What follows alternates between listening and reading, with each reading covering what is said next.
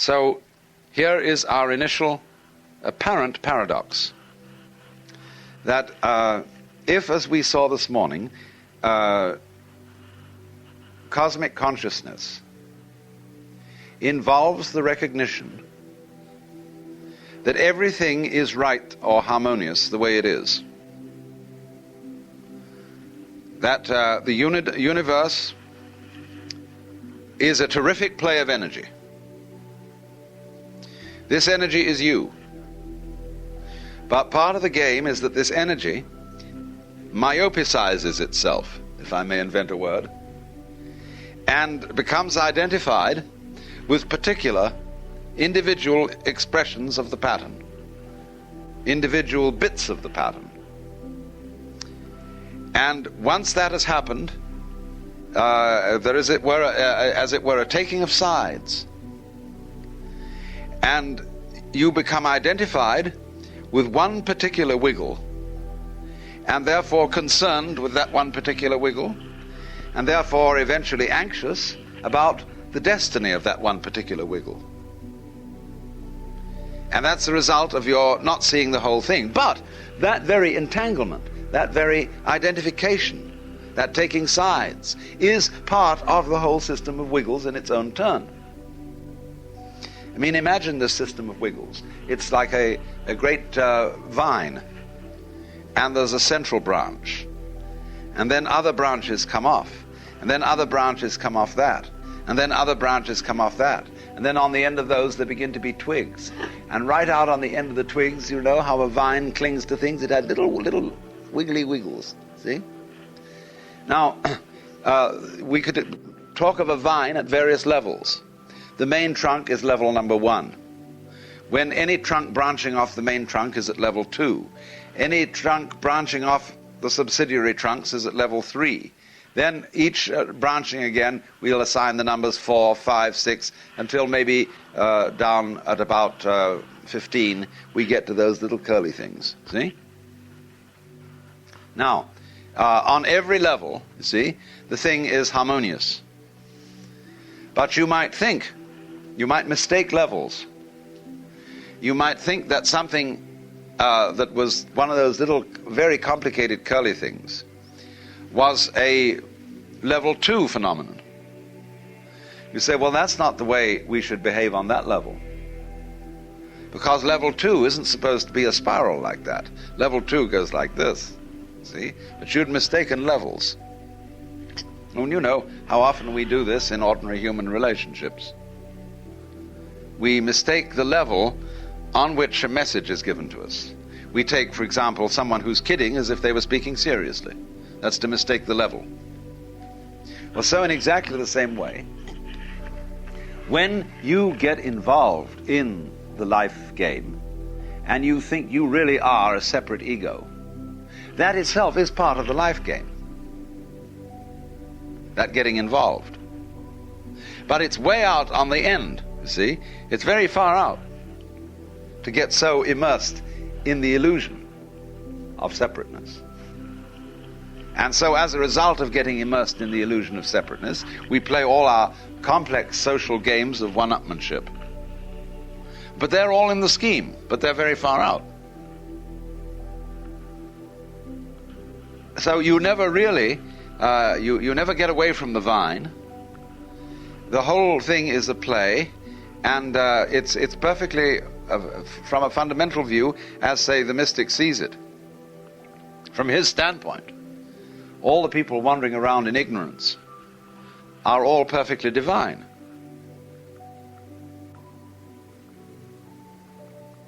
So then, there's a basic difficulty arises about this. I can put it in 2 ways. If the mystic sees this and says, well, I see that everyone is Buddha or everyone is God or whatever you want to say, has he really said anything at all? And if you ask that to a Zen master, he would laugh and say no, he had said nothing whatever. Because you see, from the standpoint of strict logic, you can't say anything about everything. because the only meaningful statements you can make are comparative statements, which involve some sort of classification. And there isn't a class of all classes. There isn't, you can't classify everything. And so very naturally a person who thinks logically would say, well, this mystic is just talking out of the top of his head, talking through his hat. But nevertheless, you cannot get away with the fact that the person who is saying this has had a very, very moving and profound experience. And this is the way in which he tried to say what he meant. And that's why some of them just shrug their shoulders and give up and say, it can't be put into words. You have to realize it. Because you see, whenever you put it into words, you talk nonsense. But it is rather easy to see this, that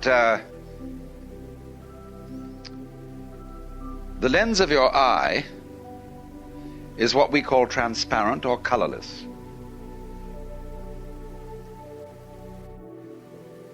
If it were not so, we would not be able to differentiate between all the colors we can see. It is just possible that the lens of our eye has a color, only we're unaware of it because it's always the background to everything else. It is possible that the windows are colored.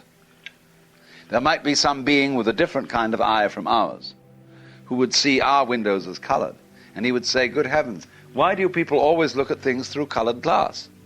Because it distorts your vision. If I have red glass, you see, I will not be able to differentiate red in the outside view.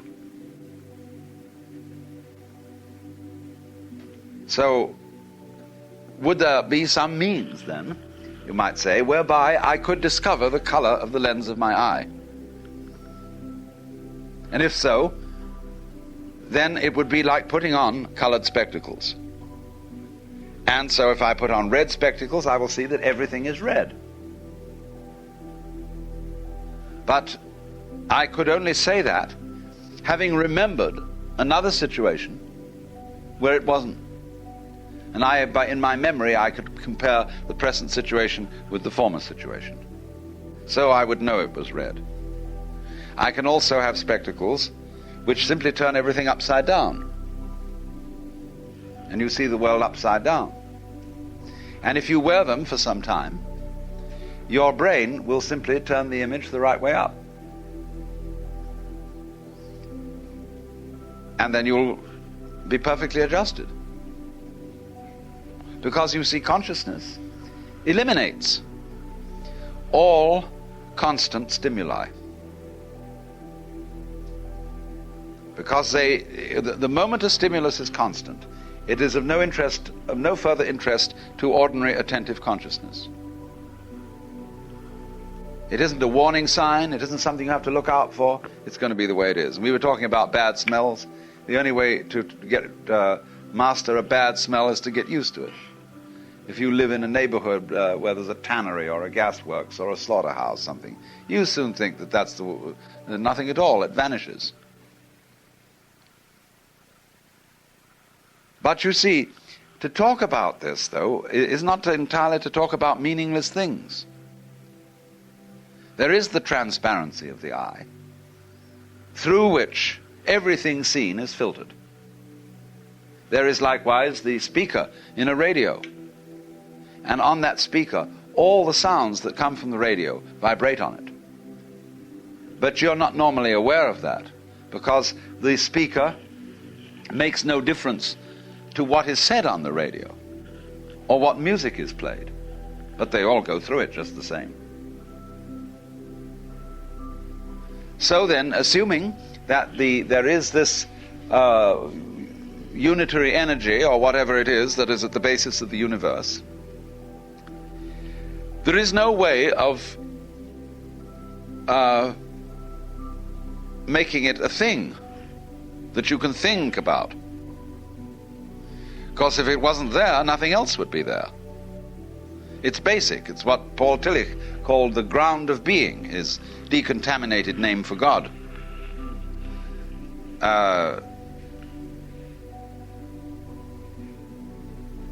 So you say, well, what difference does it make? If this ground is basic to everything, what difference does it make? Well, it doesn't make any difference. That's the whole point. Unless you can say all differences that are made it makes. Then again, a logician is going to quarrel with that statement because you say all. But by analogy with the function of the speaker in the radio or the lens of the eye, you can see that there very well might be some completely indefinable continuum at the basis of the multiplicity we call life. But how to get at it?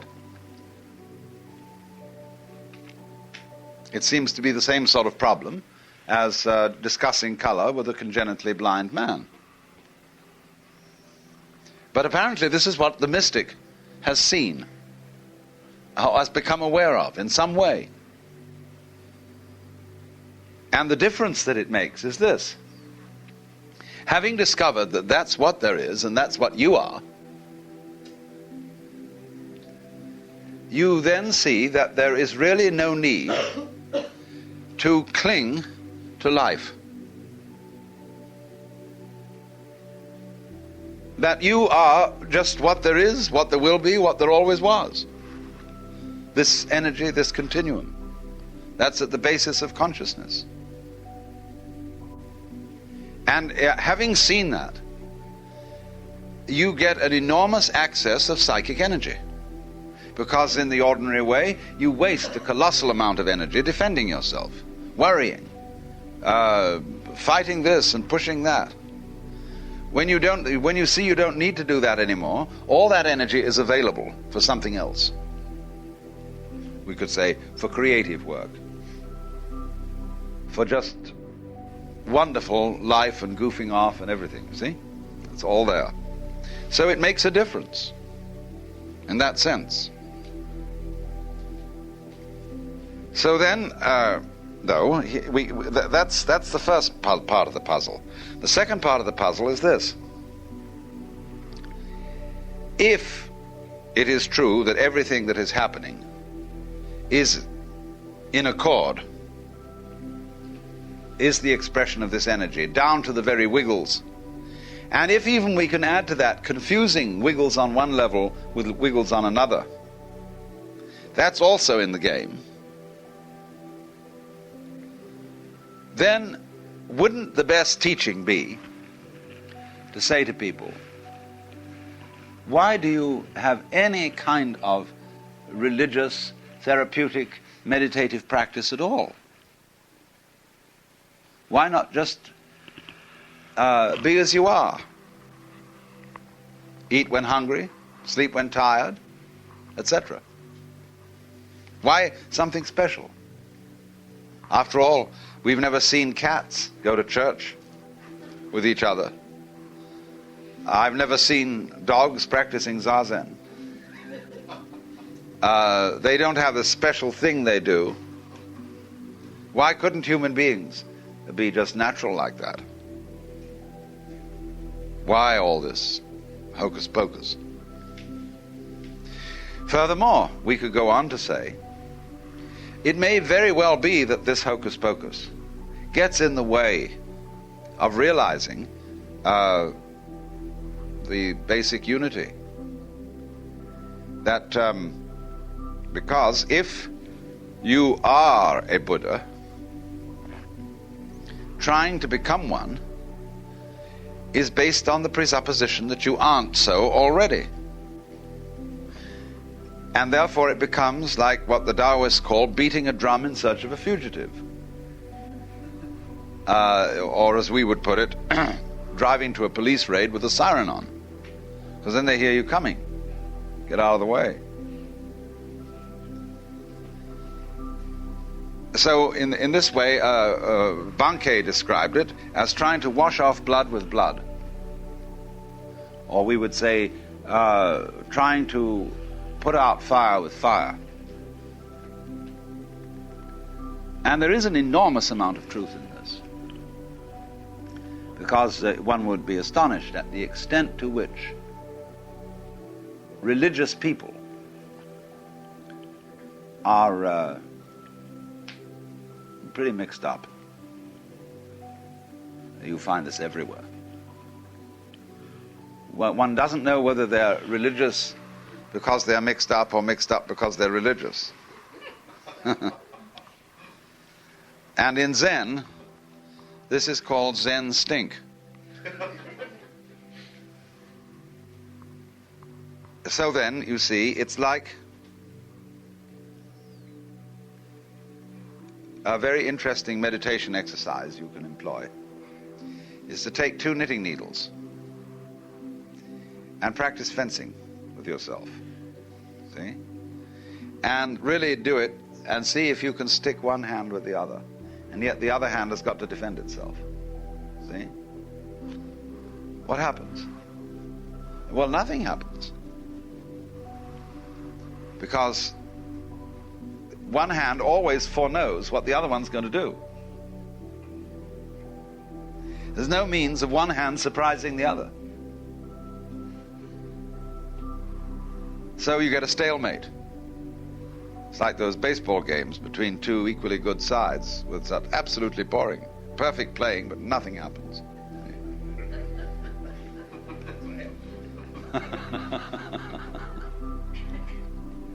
So there has to be a surprise. So then you ask the question, how do you surprise yourself? Well, you can't arrange to do that. Satori, enlightenment, is always a surprise. Hiccups is a surprise. It's very difficult to plan for hiccups.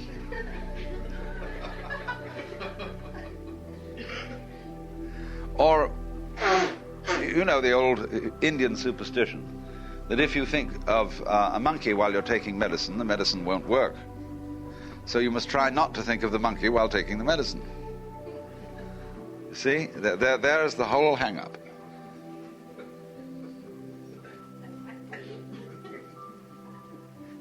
Now, one answer to this is, yes, that's perfectly true, and therefore the only thing you can do is wait until it happens by itself.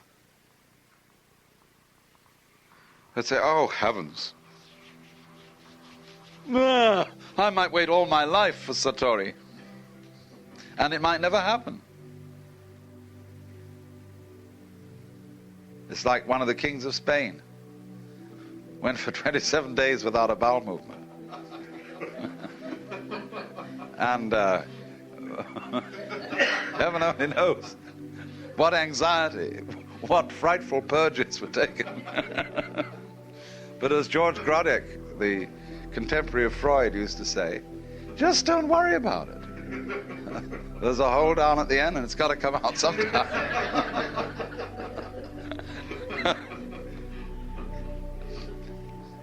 So there are things, you see, they're like going to sleep. Children often have a great deal of difficulty going to sleep because they're so excited. And their mothers tell them to try to go to sleep.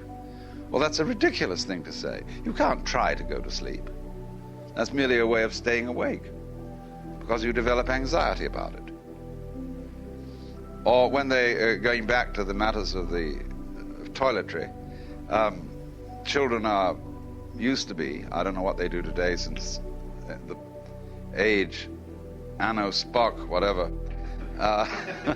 But we used as children to be absolutely hounded to have bowel movements every day regularly after breakfast.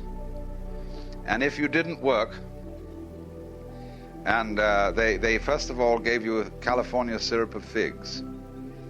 If that didn't work, they gave you senna tea. If that didn't work, they gave you cascara. If that didn't work, they gave you a calomel pill. And if that didn't work, the final blast was castor oil. And this developed in so many children a kind of chronic peristaltic anxiety. And they were just always in trouble because the mothers and nurses wouldn't let nature take its course. They had to have it all on schedule. Well, in just the same way, you can't schedule your own enlightenment. You can't say you must be enlightened every day at 6 o'clock. or when I want it. You do have to wait. But now there are two ways of waiting. One way is the way of expectancy. Oh, when will it happen? Oh, when will it happen? You know? And you wait like that. Another way of waiting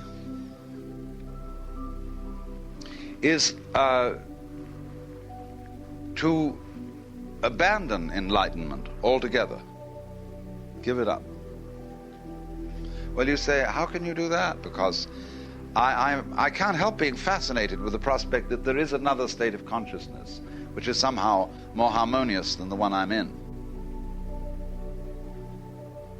See, the grass on the other side of the fence is always greener. And I want to get that other state of consciousness, you see?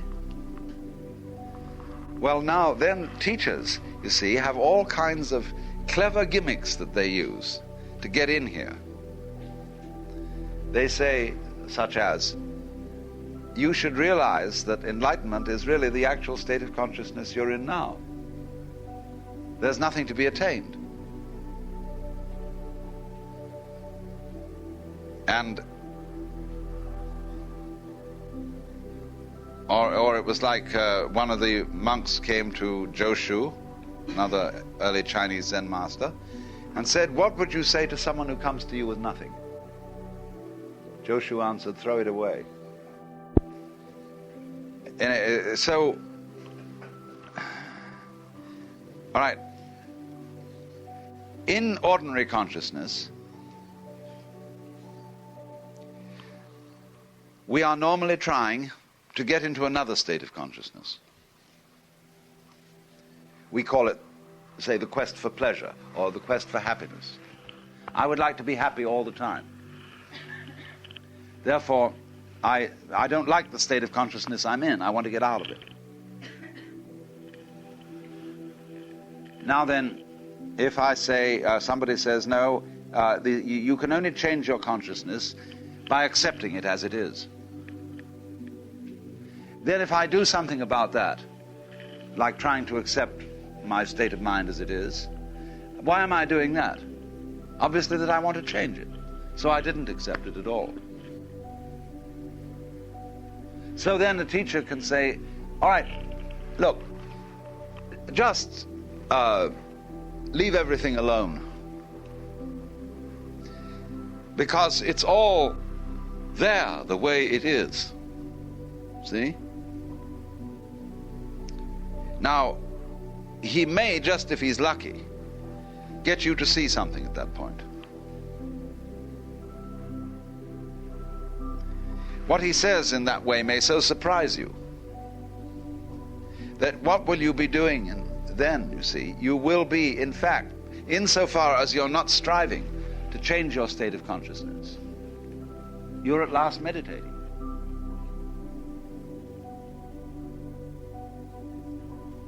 But it's that, you see, it's that little problem to get over. One thinks, in other words, wouldn't it be nice to have cosmic consciousness? Gee, think of all the problems it would solve. Think of all the new energy I would get. Well, what's wrong with this consciousness? What's wrong with being in this state? Can't you, get rid of your troubles anyway? By seeing that you really can't do anything about them. Because you see, if you do anything about your problems in practical life, it's like what you're going to do if you win the war. Supposing you got money troubles, and you, by some shrewd business, you get some more money. You think you've solved your problem for a while. But then you start worrying about something else, as I pointed out this morning. You got the same old trouble back, only you got it in another form. And we're always doing that. We're always doing the same thing over and over again in all kinds of different ways, pretending each time that it's a new trick, or a new situation, or a new problem. That's what makes the world go round. It's like a squirrel cage. See? This animal going chung, chung, chung, chung, chung, chung, chung on the bottom of the cage. And he always stays in the same place, but the cage goes round, and it looks as if he were getting somewhere. But he's not. Plus ça change, plus c'est la même chose. The more it changes, the more it's the same thing.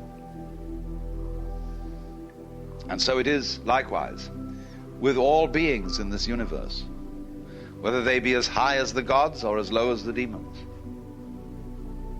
They're all on the make. And they all think they have the same problems. You can see this to a certain extent in human life. That very poor people have their problems, very rich people have their problems, and from a subjective standpoint, the two can feel equally bad. So it is somehow, isn't it, a matter of coming to where you are. What's the difference then between coming to where you are and going on just as you did before? Isn't there some little itty-bitty difference? Well, if I say no, there isn't, there's none whatever, some people will simply dismiss the subject out of hand. Other people will be very deeply affected by it.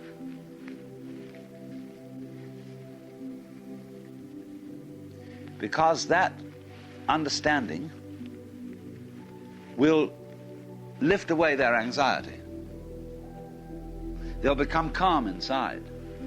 They will not be struggling with their own state of consciousness as it is. And that will be exactly like leaving the pool of water alone, so that the waves die down and the mud sinks to the bottom. Now, when that starts to happen, and you've learned somehow or other to leave your mind alone, you can begin to practice meditation, which is that you make the discovery that to sit quietly in this present state of consciousness, letting whatever happens happen. In this way, your mind pacifies itself and the activity becomes extraordinarily pleasant. So that those people who are proficient in meditation just plain like to meditate. They're not doing it for any ulterior reason, but just that they like to be in that state.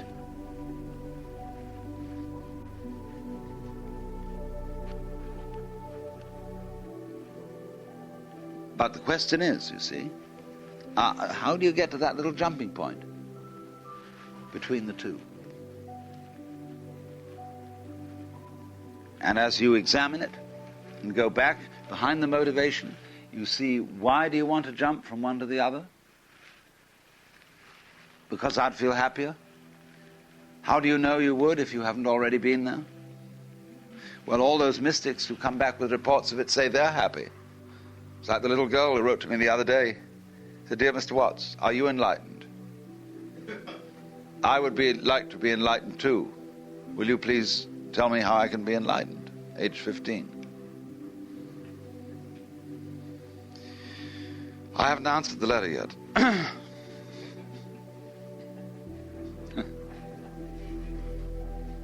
I think I'll send her a hula hoop or something. I don't know. What would be a nice present for a 15-age girl?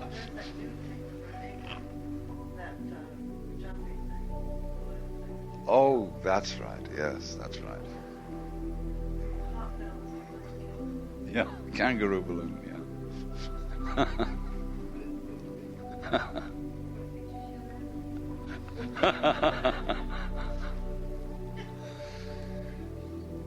So,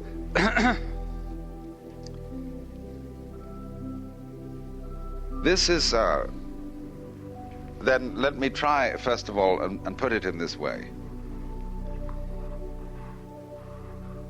Generally speaking,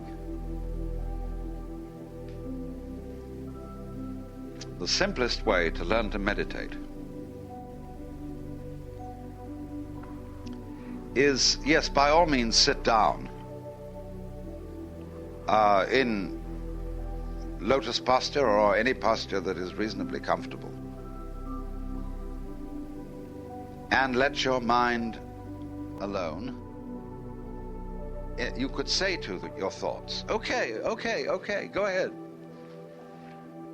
Think anything you want. Say to your feelings, all right, feel. To your body, yes, by all means itch, fidget, or whatever. As Lietza put it, I let my mind think whatever it liked. I let my mouth say whatever it wanted. I let my eyes see whatever they wanted to see, and my ears whatever they wanted to hear. That is, in a way, you see, in the direction of the democracy of the body I was talking about. Give free speech to your mouth, free hearing to your ears, and you can free vision for your eyes. Then he said he let his legs go wherever they wanted to take him. And then he discovered he had the sensation of walking on the wind. And he says, I didn't know whether I was riding on the wind or the wind was riding on me. In other words, he was describing the tremendous liberative effect of trusting your own organism to do its own thing. Of course, we feel that that's dangerous because we think that the human organism is really a kind of a naked ape,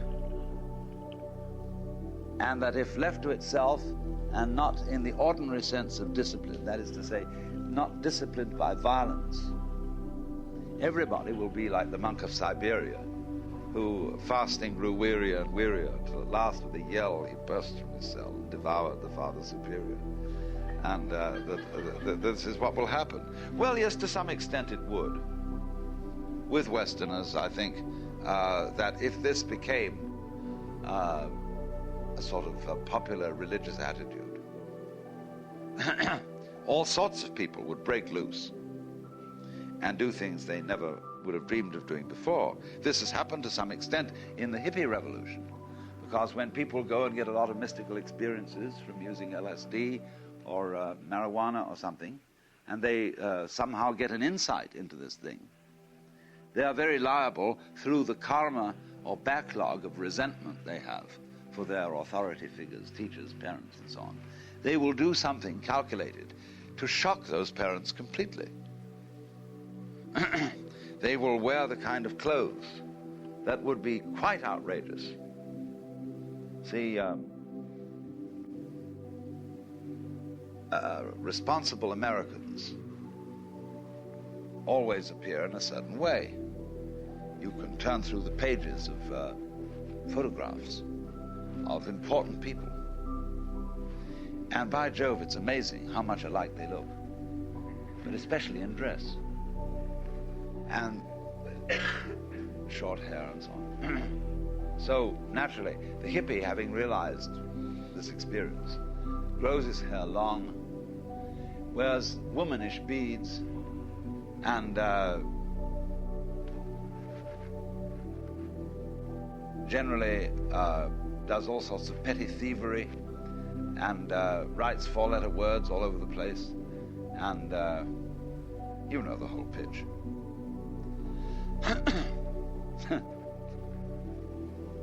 Well, that's a swing, you see. That's one of the dangers. That's a thing that's always liable to occur. When you stop moving in one direction, you tend to be shoved in the opposite, even though your intention was to come to the middle way.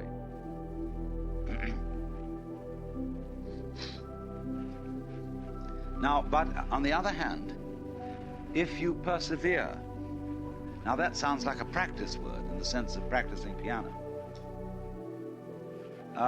Therefore, persevere isn't quite the right word to use for meditation. not persevere, but simply go on doing it for no purpose at all. You know, when you've got the hot water faucet on and cold water is coming out, and you leave it along, and it keeps coming cold water, you may, with your fingers on the tap, be impatient and say, oh, it's never going to come. Sometimes it comes quickly. But this is the idea, you see. Meditation is putting your fingers under the cosmic hot water tap. And then you have to wait for it to happen. Now there's a difference between the experience and the statement. If I say you wait for it to happen,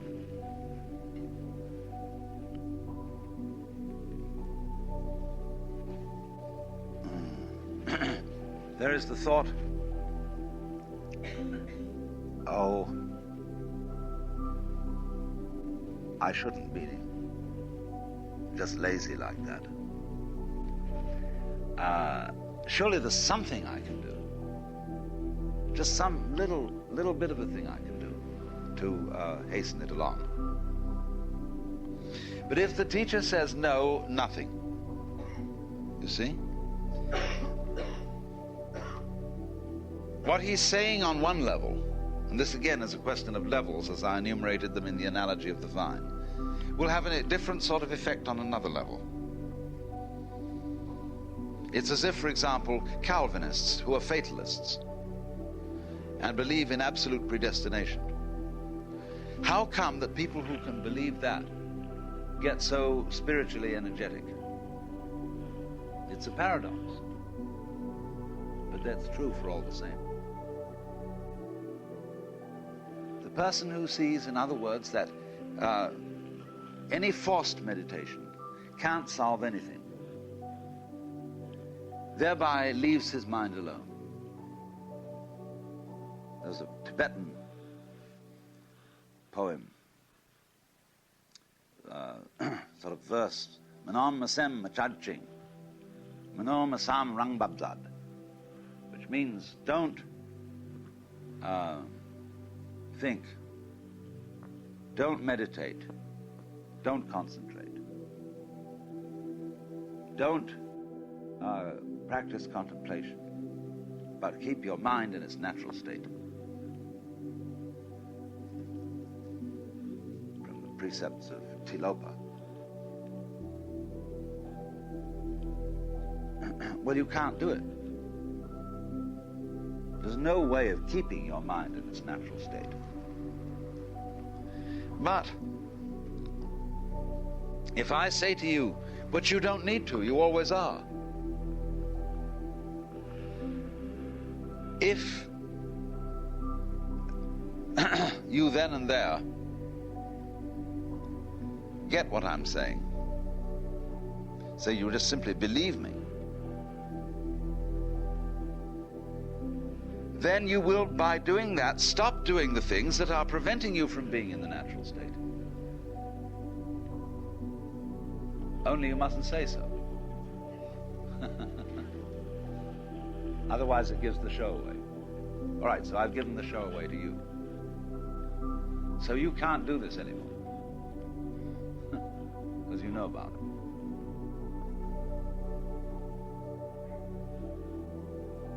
it. So, what will you do next?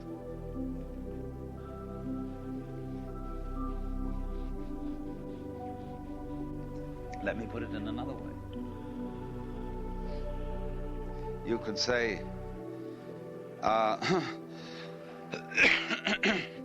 whether you like it or not, you're a Buddha already. And nothing you can do will get rid of it. Not even trying to get it will get rid of it. See, I've gone to another level now.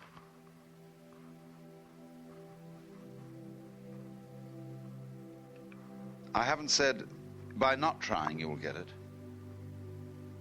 I have said you can't get away from it even if you do try. Now you see the psychological effect of that? You feel perfectly free to try. i.e. to be as you are. And in this state, then, you are no longer wrestling with yourself. But the point is, we always do wrestle with ourselves. Even people who we would consider, spiritual bums and total failures, and even positively vicious people, they're wrestling with themselves like anything. Why, let's take the people who, there's a special kind of cheating the income tax. And what you do is, you go all over the country filing false returns, and then claiming something on them. So the government will send you a check, and you keep a place in ever so many different cities.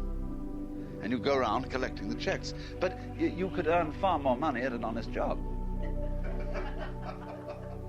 I mean, this is one of the great fallacies of the criminal life, that it becomes very complicated because you have to tell lies to cover up lies, and you have to commit murders to cover up murders. And you get so involved. So, in that sense, you see, it is more work to be neurotic, to be a slob, than it is to let go and actually meditate.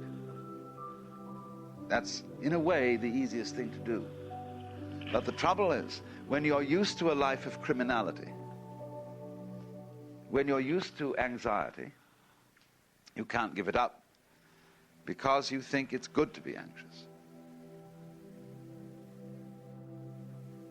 In all this talk by existentialists like Rollo May about authentic humanity, how that a person who is not anxious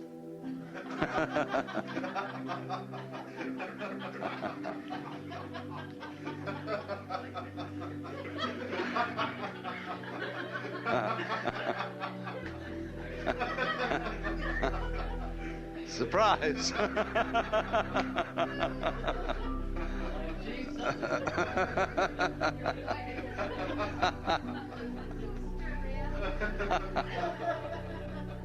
But they say that a person who's not anxious is not really human.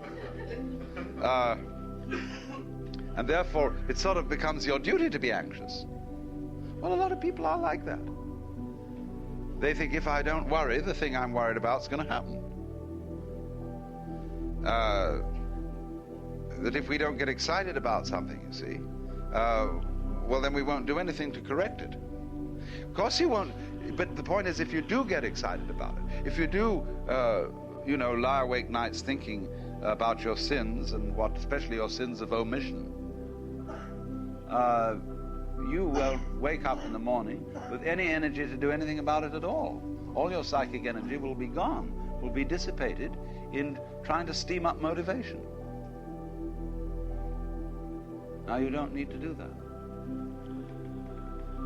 Because if you need to alter some situation in life and actually do something about anything, you will do it not from worry, but from an overplus of psychic energy. It's like the Industrial Revolution. Everybody always worried about what to do with the poor people and the sick. But until the Industrial Revolution came along, there was no energy for it. It's only as we harnessed electricity and steam and things like that, that we could produce effectively to feed everybody in the world. So, in the same way, when you have let go, then you've got all this energy to do things with. You don't ask, where are we going to get the energy from? It's like asking, where are we going to get the money from? Money doesn't come from anywhere. It's an invention. And so where are you going to get the energy from? Well, the answer is you are energy. You are nothing but energy. Your whole being is a pattern consisting of nothing whatsoever except energy. There isn't any kind of lump of body that you're carrying around. That's a koan in Zen. Who is it that carries this corpse around?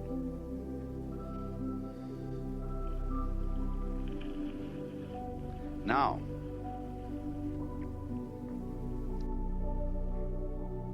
there is a very curious relationship between great energy and activity and stillness. These two like each other very much. You take a guy like Joe Louis, the boxer. He would spend a great deal of time just lounging around. He was like a great big cat. And study cats, because they're just like this. Cats will relax like this, completely open. They'll curl up.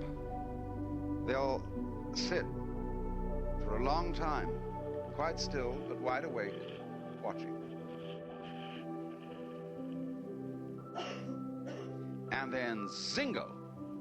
The minute a cat needs to do anything, it's all there, just full of energy. So in exactly the same way, anybody who has realized energy, he will very much enjoy being like a cat and spending time just sitting. And that's meditation practice. And that's real meditation practice, as distinct from something which is self-conscious, cultish, phony, where everybody, one of the most offensive things about certain people in Japan who go over there to study Zen, they're always bragging about the difficult times they had, how long they sat, how much their knees ached, how difficult it all was, but by Jove, have we suffered. You know, this is the good old Protestant conscience suddenly coming along in a Buddhist robe.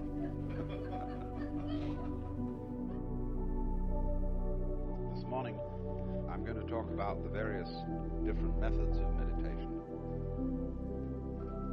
The Yoga Sutra of Patanjali starts out with the phrase, Yogas Chitta Vritti Nirodha, which is a definition of yoga, and roughly translated into English it means yoga is the cessation of mind waves. The word chitta means roughly consciousness, except that we don't have the same richness of words in English for aspects of the mind which they have in Sanskrit. You see, there's the word vijnana, which is also translated consciousness. Chitta is a different word, which we just call consciousness. And there's manas, which we translate mind. So it goes. Now, chitta is analogous to the water in the pool that I was talking about, the reflecting pool. And vritti is a word which means basically a turning, that is to say, a sort of a churning motion. Nirodha means cessation, roughly. So the sensation of the turnings of the mind has quite an elaborate meaning. And different schools of thought interpret it in different ways. For example, when you get this pool completely still, it is another Sanskrit word is used for it, which is nirvikalpa. Now, one school of thought will interpret this as the mind in such total stillness that nothing at all is registering in it. In other words, that there are not only no thoughts, but also no feelings and no sensory input.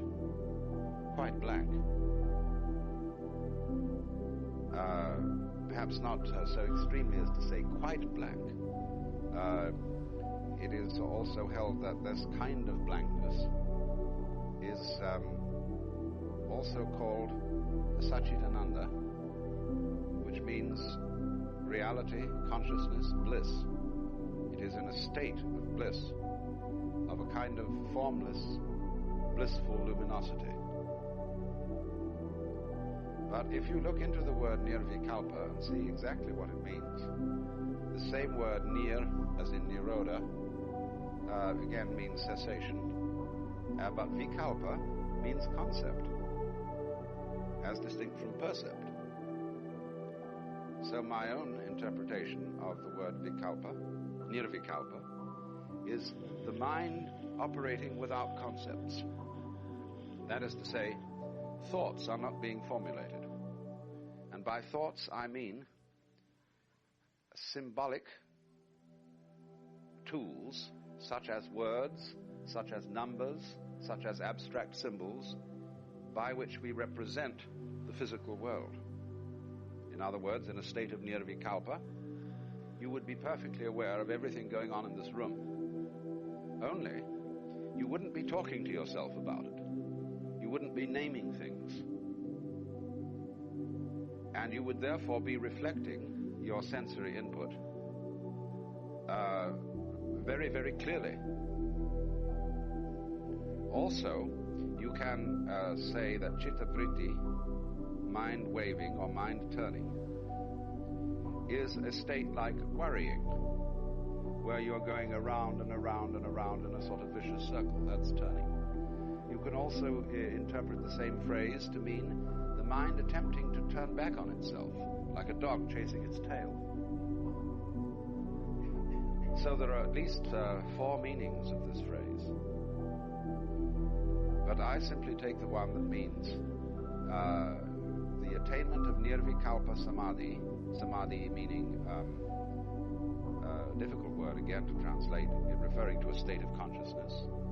The root of the word sam is related to our word sam, which means therefore complete, an idea of totality, integrity. Samadhi is sometimes translated trance, but that isn't very good. Samadhi is often understood to mean the disappearance of any distinction between subject and object, the knower and the known.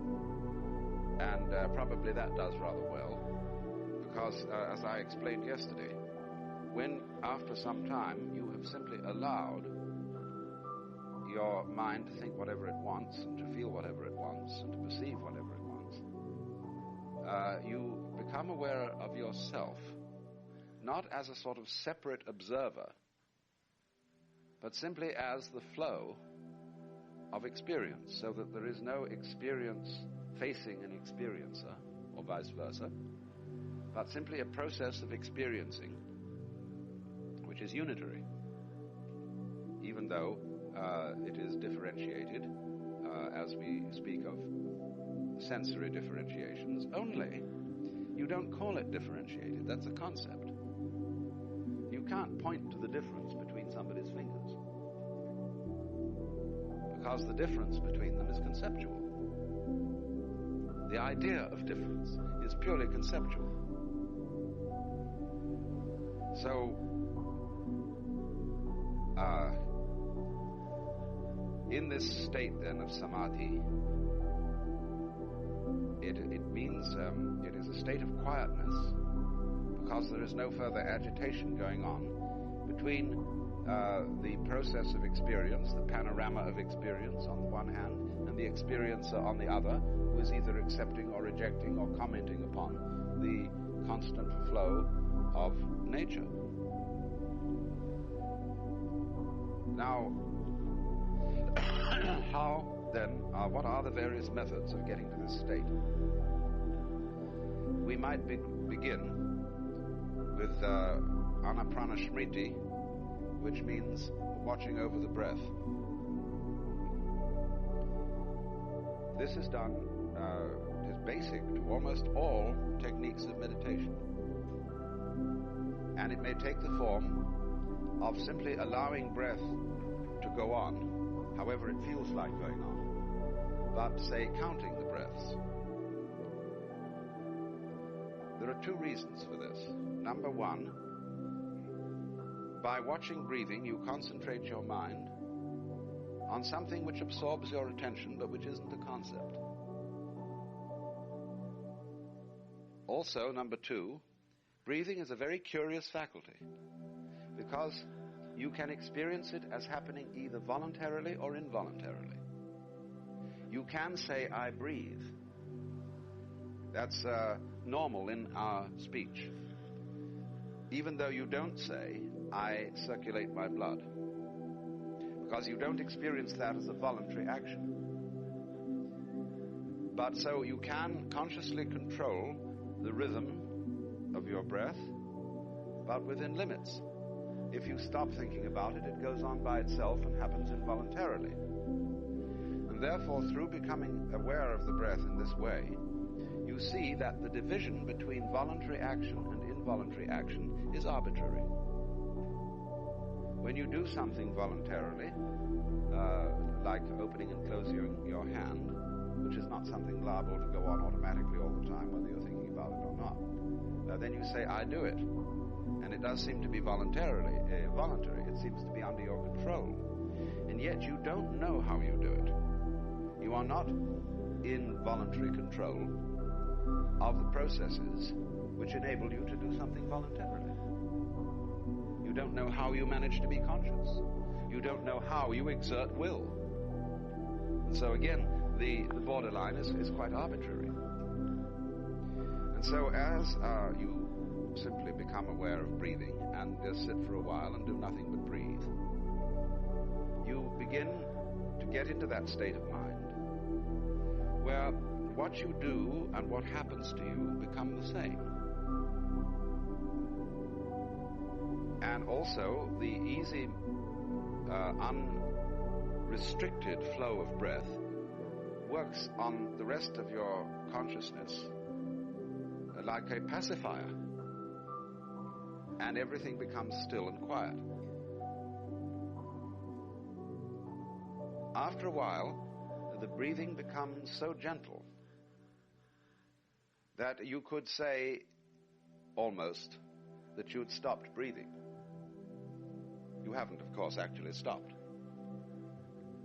Although some expert hatha yogins can hold their breath for an unbelievably long time and will even roll back their tongues in a certain way and literally stop breathing and be buried underground for 7 hours and then be brought out and immediately resuscitated. That's a sort of a music hall trick. There's no point in it. But actually, what is called the cessation of breath simply means that it's become extremely quiet and very, very smooth. On the other hand, breathing exercises are practiced, though quite a complex nature, whereby, for example, you take your fingers and you breathe in at the left nostril, and then out through the right nostril, and then in through the right nostril, and out through the left, and in through the left, and out through the right, and in through the right, and out through the left, and in through the left, and out through the right, and so on. And as you do this, you imagine that the current that you're breathing in goes in when you breathe in through the left nostril.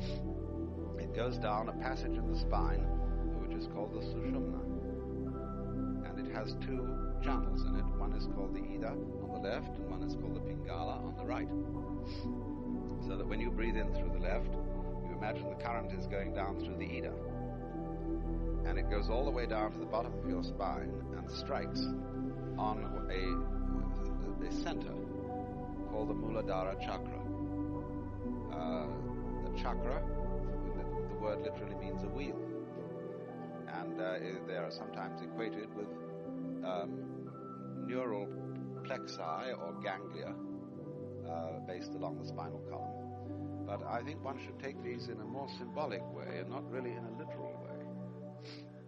The Muladhara chakra is always represented as being an inverted triangle. That, of course, represents the feminine sex organ. Inside the Muladhara chakra, when it is drawn on yoga maps of the body, there is an erect phallus around which is entwined a serpent who is asleep. And this gentleman is known as the Kundalini. The Kundalini represents the divine essence. And it was said, therefore, that in ordinary people the divine essence is asleep and needs to be awakened. And the process of yoga, or what is strictly called Raja Yoga, royal yoga. There are many kinds of yoga. Raja Yoga consists in awakening the Kundalini and drawing it up the spinal cord, up the Sushumna, and as it goes up, it energizes all the different chakras on the way, and there are all 7 of them. I'm not going into the geography of all the chakras, except to say that the top chakra is called the Sahasrara, which means the 1,000-petaled lotus. And that is, as it were, the cortex. Now, all this has a very, very deep symbolism in it. It is this, that the skull represents the vault of heaven.